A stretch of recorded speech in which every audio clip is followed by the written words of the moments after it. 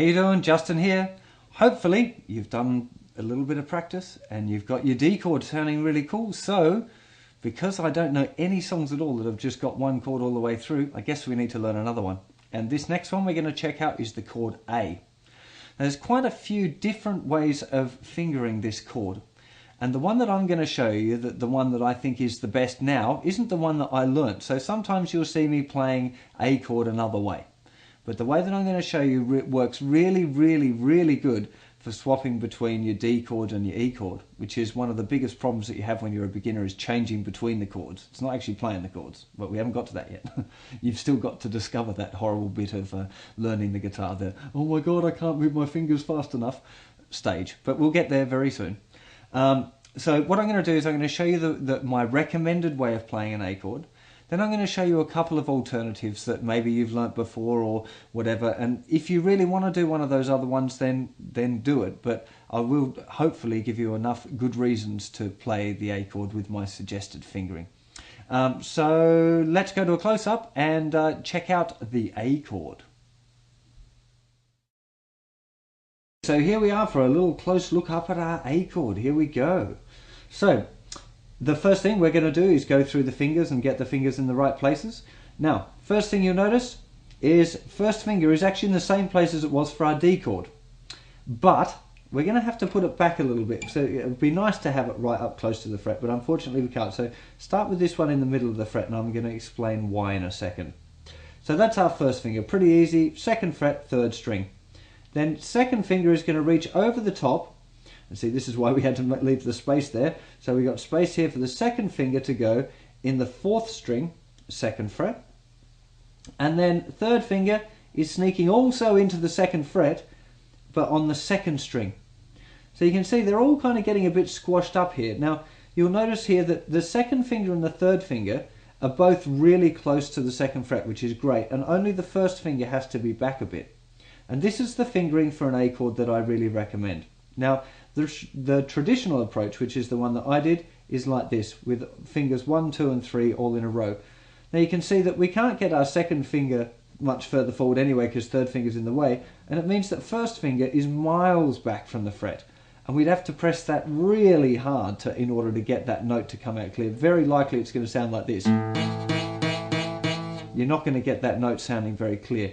Whereas if now you just see we swap first and second fingers over, straight away we can get those two fingers up close, and first finger you can kind of sneak it up the back there with the first finger to try and get it as close to the fret as we possibly can. So that's the old approach.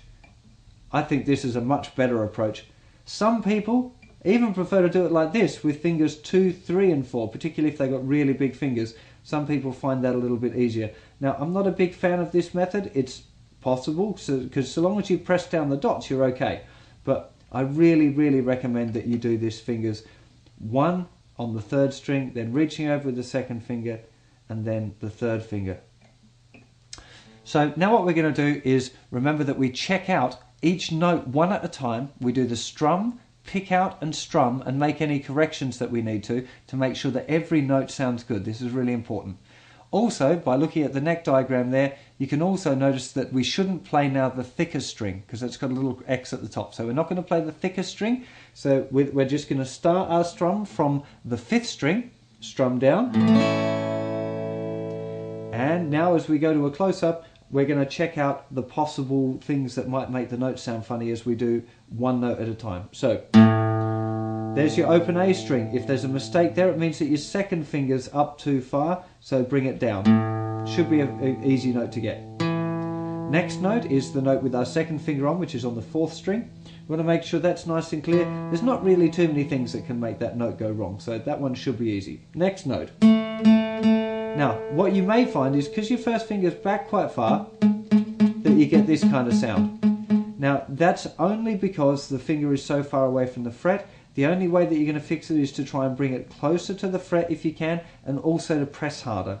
Even if you're right back, if you press really hard, you will get that note clear. So try and sneak it up as best you can, and then press a bit harder with that first finger if that note's a bit causing you problems. Third finger shouldn't be giving you any grief. Just make sure it's nicely seated.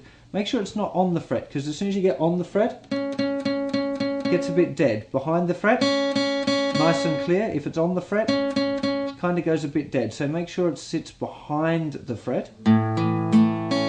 Now, last one is the E string. A lot of people have problems with the E string because the third finger here touches that E string. It's all fingers touching the wrong strings. It's the cause of most of our problems. So we want to make sure that that third finger is nice and round.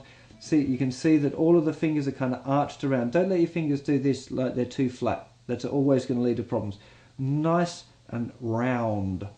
And that should lead you to have a nice A chord.